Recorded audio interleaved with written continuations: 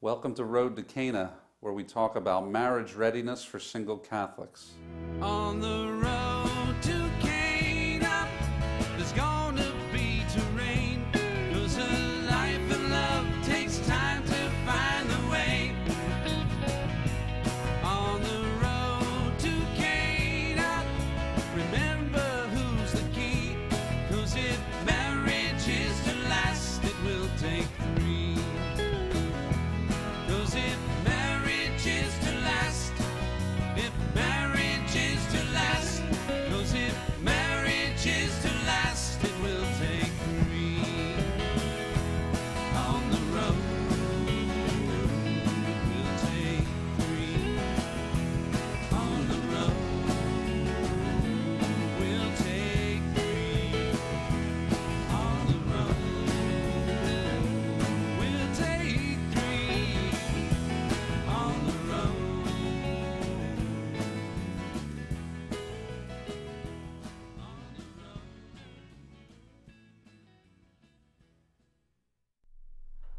Welcome back to Road to Cana. We're here again with Father Edward Connolly, parish priest in the Diocese of Allentown, Pennsylvania. Welcome back, Father. Thank you, Mr. Buono. Father, today we're going to talk about humor and how important humor might be in a relationship, since we talk about relationships. But let's start out with humor itself.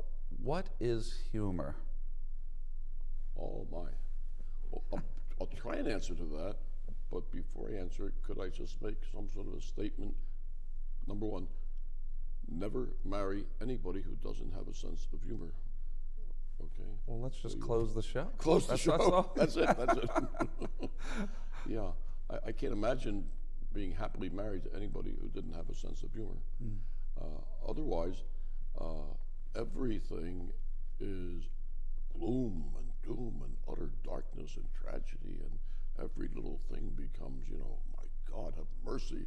The toast was burned. Oh. So what is humor? That's a good question. I don't know. Well, maybe I know. You recognize humor when I you hear it. recognize it when I see it, yeah. Humor comes from the same Latin word that gives us humility. Humility.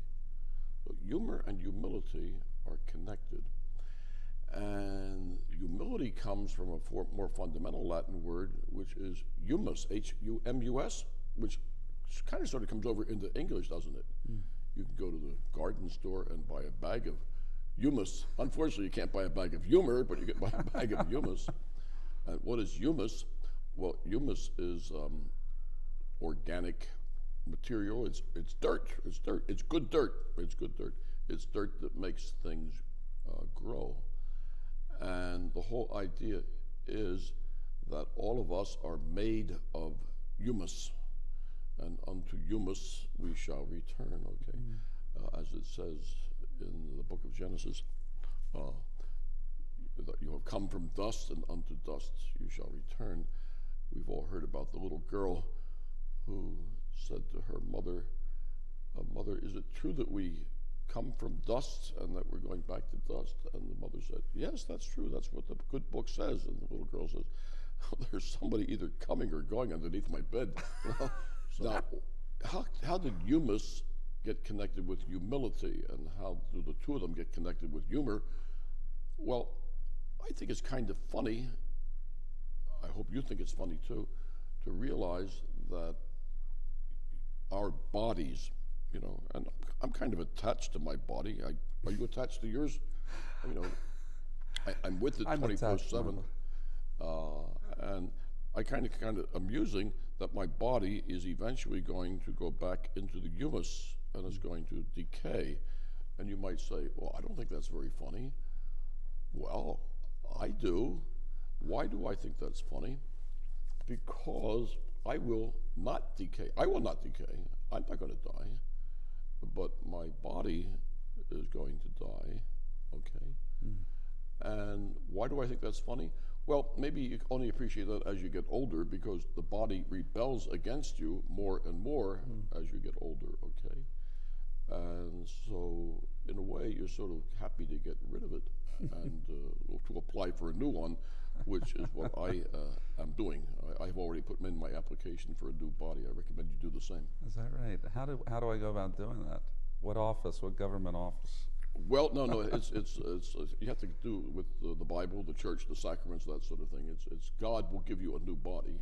God will take these lowly bodies of ours and He will make them over according to the model of His own risen body. Have you heard that before? It's a scripture. I have heard about that. Yeah. So the realization that we are going to escape from these bodies, which are going to go back into the humus, I think that's very funny. Yes. And very consoling. And it also gives me, I'm sure it gives other people too, should give all of us really, a certain sense of humility, about our bodies. Helps me to see things in their own place without getting overly concerned about it. Humility and humor both require a capacity for seeing things in their appropriate place. Okay. Right. So I remember Fulton Sheen defined humor as the ability to see through things, to see through something. yeah. I've also heard another definition in the sense of tragedy, that humor is basically where you're removed from tragedy. In other words, something happens as a tragedy, but if you observe it, it can be funny. But there's a connection between tragedy as well. I mean, there's a lot in the arts where the tragedy becomes part of the humor, but the ability to see through things is kind of like a laughing at yourself quality, because I trip and fall, people laugh. You have a decision to make, don't you? I could either laugh along with them because it's funny, it's something that happened that is unexpected, or I could say, don't do that, don't, or walk away in distress because they've laughed at me for tripping, right? So Absolutely, yeah. I think I mix up sometimes what Belloc said and what Chesterton said, but I'm sure it was one or the other. And he wrote that an archbishop, a portly archbishop walking down the street and slipping on the ice is funny. It's much funnier than a little boy walking down the street and slipping on the ice. Now, why would it be funny for an archbishop to slip on the ice? If there are any archbishops out there watching, I really don't mean it. But why is that funny? Why is an archbishop slipping on the ice and falling on his posterior funny, whereas a little boy falling on his doofus is not funny? Why? it must have something to do with the who is involved, right? Because he's somebody who should have the ability to not fall, but a little boy, I don't know. Right. So there's a certain, when the high is brought low, we laugh. When that which is low is brought low, that's not all that funny. But when the high is brought low, that's a good point. Now we're not talking about this, anonymous archbishop.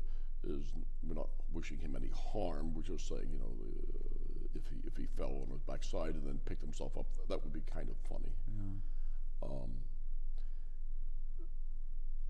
Humor has a lot to do with the unexpected and how we cope with it. Sometimes we get stuck in traffic. Everybody gets stuck in traffic. There's construction on the road. And some people handle that very improperly because they have a great sense of their own importance. They fume and they get angry. And they really do get angry. And they curse and they do all sorts of inappropriate things. But if you have humility, you say, so I'm stuck in the traffic. But I'm not really all that important. And so if I'm stuck, I'm stuck. And that's the way it is. And I'll listen to the radio, or I'll take a nap, or I'll just wait here, Take a nap. And there it is. But seeing everything in perspective and not putting oneself always at the center helps us with our sense of humor. Yeah, that's a great perspective, is the humility aspect, because if we're looking at our own, I guess people feel from themselves they are important, and the ability to laugh at yourself is so critical. I would say in a relationship. I mean, you try and develop a relationship with somebody, and I mean, just the fundamental ability to make them laugh usually comes from your ability to, I guess, take the brunt of the joke. You know, you certainly don't want to be pointing at her or him, you know, and others, the other person, and trying to ridicule them. So, I mean, there is a degree of humor that seems to be emerging in society it's out for poking at the other, you know, to humiliate them. Yeah. You know. That's why a very appealing type of humor is self-deprecating humor. We relate to that very well. We like people who engage in self-deprecating humor, usually. But people who ridicule, though, that's different. We're not encouraging ridicule, that's for sure. Yeah. You know, husbands and wives oftentimes produce children, and children, at least in their early years, are a little bit klutzy, okay? Mm-hmm. And sometimes the 4-year-old, the 5-year-old, the 6-year-old sitting at the table will spill a glass of milk.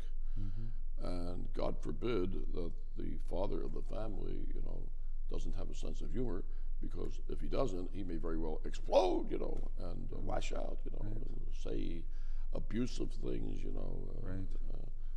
Whereas, you know, glasses of milk have been spilt before by 4, 5, and 6-year-olds. Are probably spilt right now as we talk, you know, and will be spilt tomorrow and the next day. And once you know that, you say, well, you know, that's kind of funny. It's kind of funny. Yeah. It's part of the klutzy human condition. And all of us eventually, you know, are going to be involved in some sort of a spilling of the milk. Yeah.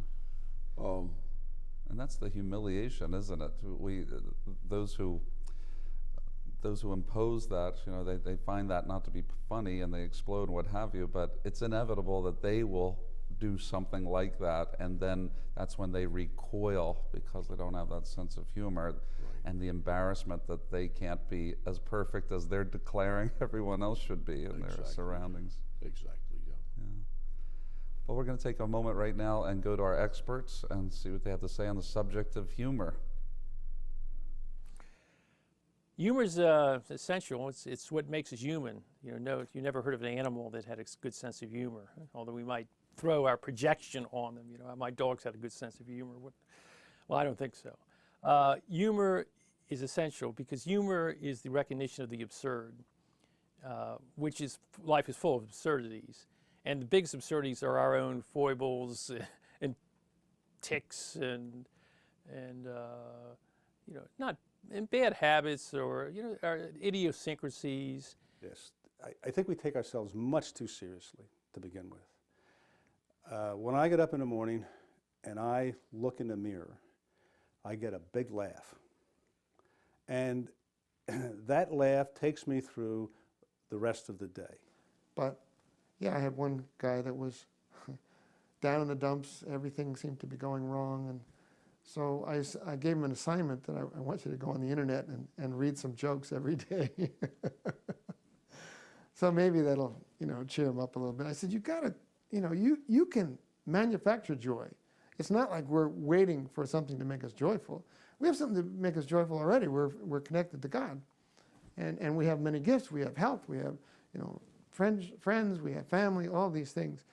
And so we need to thank God specifically for these things. And the more we thank God for things, the happier we get, because we identify the things that we have been given instead of focusing on the things that we're missing.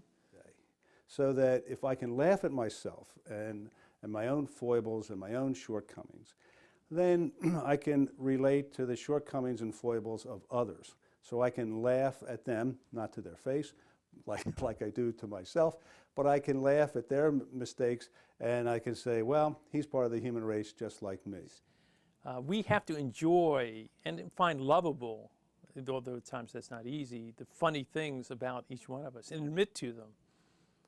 Phobias even, you know, without getting too deeply psychiatric or social, can be more serious, but, you know, we all have those things. And it's just, if you don't have if you're bringing up a family and you don't, and particularly a large family of children, if you don't have a sense of humor, well, who knows what will happen, but nothing good. You have to see the funny part of life. Well, I'm somebody who happens to like a sense of humor, but you have to be careful how you use it. And that's particularly true at the present time, when political correctness is only a facet of one side of a homogenized, pasteurized media and news report. I actually took a video camera out on the streets of Philadelphia and St. Patrick's Day because I knew there'd be a ton of people out, and I asked them that very question. I went up to a bunch of women. I said, what are you looking for in a man? What characteristics are you looking for? And almost all of them brought up sense of humor as part of the many characteristics, you know, responsibility, trustworthiness, a friend. But sense of humor was always in there. And it's hard for some people. People who are hard driving, and people who, you see, the people who are searching for themselves are not going to find humor in things. But a person who enjoys people, we all have to enjoy each other. They'll be quick to laugh and quick to find the absurd in things that happen, rather than react with anger, which is some people do when things don't go their way. Things are not meant to go our way. That's the nature. Never forget original sin is at the heart. Even though God has opened the way to heaven to us and given us the means to get there, the reality is we are wounded, deficient human beings. Well, I happen to be Irish, so I think humor is very important. To be able to laugh at yourself, especially, it's a sign of humility. So I think we need to learn that. There are certain things we can learn that people don't think of. We can learn to have a sense of humor. We can learn to be affectionate and to be able to touch people chastely and to be comfortable with that. Some people are not comfortable with that because they haven't grown up with that. But we can learn all of these things little by little. Most people, thoughtful people, when they read the paper, don't want to hear anything bad, or if they hear something bad, they want to hear the solution.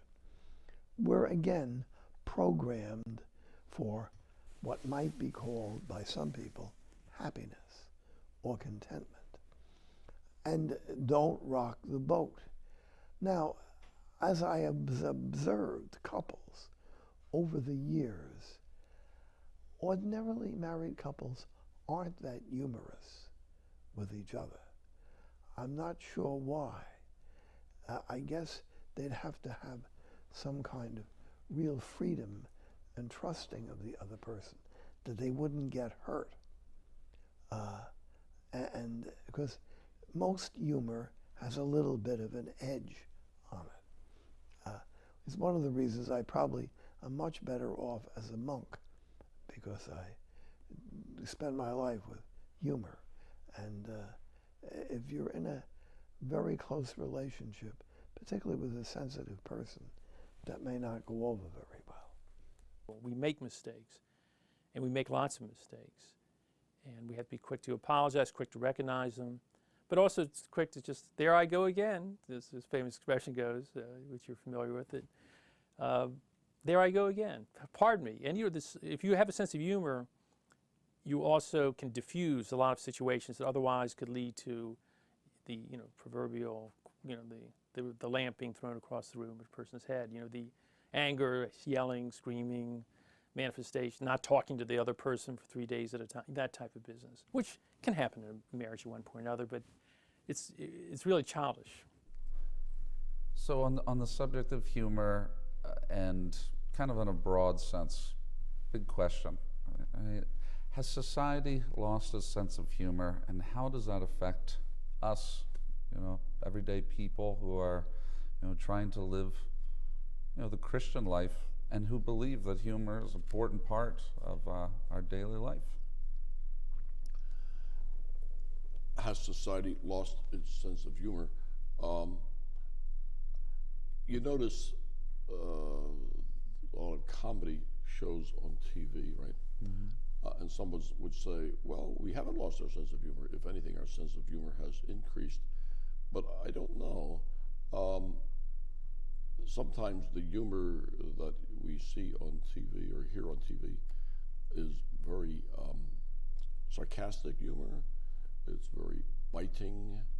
It involves humiliation of persons.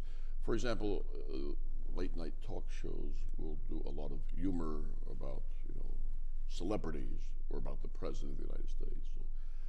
It's always a desire, though, to bring them down, to ridicule them. And I don't know that that's a good kind of humor.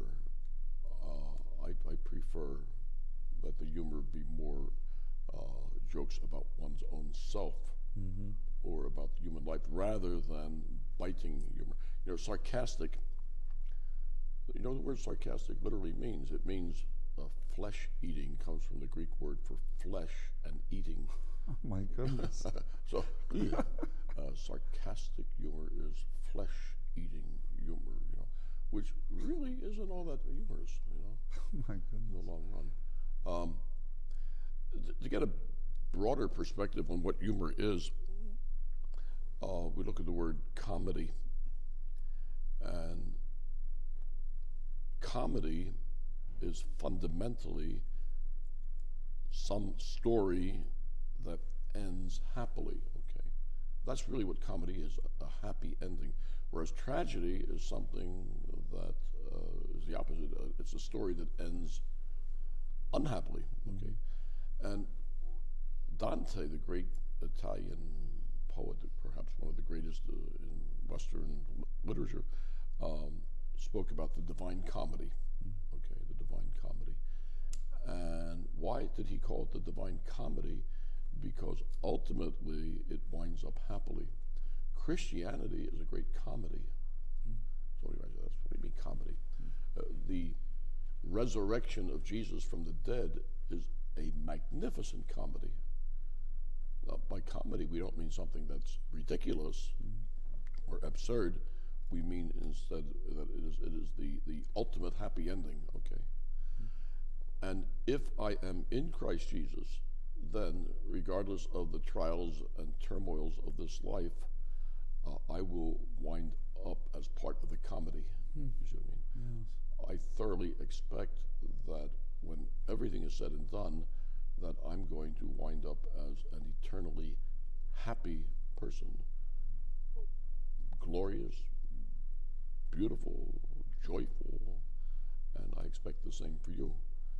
And so if that is the future for me, well then, everything that precedes it is seen within the light of that, okay? And so everything is comedy. Does that make sense? Yeah, it comedy does. doesn't mean trivial. Comedy just means there's a happy ending coming. Yeah. There's a light at the end of the tunnel. In a way, then, you could say that it's a great gift that a person gives to another if they have the ability to create a happy ending in all the things that happen in daily life. Yeah. Yeah. I saw something on YouTube the other day. I'm not a great watcher of YouTube, but there was this pro-life site that I was looking at, which referred me or referenced me to a YouTube video. And this young couple had this baby who lived for about 3 months and then died. And the father of the child chronicled the child's life with the videotape up from the time of birth up to the time of death over a period of about 3 months. And they are obviously people of great faith. A very moving video. That child's death, this sounds, the people who are of this world won't understand it, is a comedy. You say, what do you mean a child's death is a comedy? What a terrible thing to say. No, it's a comedy because that child is with God, okay? And even though from the perspective of the world, it's a terribly sad thing if a child dies, from the aspect of eternity, that child's with God. I guess that's what I mean by society losing its sense of humor, because so much is seen in the light of tragedy that really is a comedy, as we're talking about here. And I think that's why the rise of so much political correctness, we're trying to impose on people, a way of thinking and looking at things that are really unnatural. Absolutely, yeah, very true. There's a Latin rhetorical question. We used to do this in the seminary. Quid hoc ad eternitatem, which means what is this from the point of view of eternity, and we would throw that line at one another, if we had a bad day, oh, you broke an ankle, oh, you flunked a test, oh, you got sick, oh, your cat died, And of course, the response would be, well, quid hoc ad eternitatem, what is this from the aspect of eternity? Yeah. It's humorous, and what it's really saying is, don't worry about this, don't dwell on this temporary setback, God has greater plans for you, So having a sense of humor is not about telling jokes per se. It's not about being witty or. The sense of humor you're asking for in a relationship from somebody that you, as you started this program, said is imperative for marriage, is someone who has the ability to make you relaxed and can see through things, the things of life. Yes. See, God is not simply a person in addition to you. He is that. In fact, he's three persons. But God is the background on which I see all other persons, okay? He is my point of view. God is my point of view. That makes sense? Yeah, God it is does. my point of view. And so I see everything through the prism of God. Yes. And of course, if you see through the prism of God, everything is, in a way, irrelevant. So you just have to pick up and go forward. It's kind of like rejection. If you're trying to pursue someone in a relationship, like say a man is rejected, men take that as a tense, horrible thing that can happen to them. But really, it's comedy, and you should be able to see through that for what it is in the point of view of God. It's actually, in the scheme of God's plan, a blessing. Yes. And you just pick up and move forward. Right. So true. And in the area of compatibility, should people look for humor compatibility in their relationships? Is there such a thing? Well, you don't want to marry someone who is a mope, who is always, gloom and doom, and everything is, oh, this is terrible. Oh, it'll never work out. Oh, this is a bitter end. We try to avoid depression. Now, depression is a serious subject. I don't wish to make light of it, but may God spare us from depression. At the same time, too, you probably don't want to marry someone who is overly, that flesh-biting or fleshy, sarcastic right, humor. Right. Somebody whose, mission in life seems to be always to find like a daggering type of humor in things, In other words, the great sense of humor person, which everybody seems to be interested in. I want somebody with a great sense of humor. When I've polled single people, on men and women on both sides, it's always there. They want someone with a sense of humor. But what are they really saying? I think some people are saying that they want somebody who will always make them laugh and roll on the ground, and that's at all costs, But what we really want to be saying, and someone with a great sense of humor, is what? Well, it's what we want is like the person who goes into the emergency room and they have a spear stuck through their chest, and they go up to the attendant at the desk, and the attendant says, "Yes, may I help you?" He says, "Yes, I have this spear that's stuck through my chest. As you can see, it protrudes on both ends." And the clerk says, "Your name, please, your Social Security number. Do you have your medical cards with you?" And then the attendant says, "The spear through your chest, does it hurt?" And the person says, "Only when I laugh." That's the kind of person you want to marry. Yeah, that's beautiful. Hey, and lastly, is any examples in Jesus' public life where he displays sense of humor of any kind? There are many. In fact, there are many more than we think. One of them would be where he has this conversation with the Pharisees and about whether it's appropriate to pay taxes to the emperor or not. So Jesus says, "Well, show me a coin, the coin of the tribute." Yeah. He looks at it, he says, "Whose picture is on there? Whose image?" And they said, Caesar's. Jesus says, well then, give it to Caesar. Give what Caesar, what belongs to him. The implication is, if this has Caesar's picture and image on it, then obviously it belongs to Caesar, so give it to him. But then he said, but give God what belongs to God. Now, I don't know if the humor in that comes through right away. I don't think it does.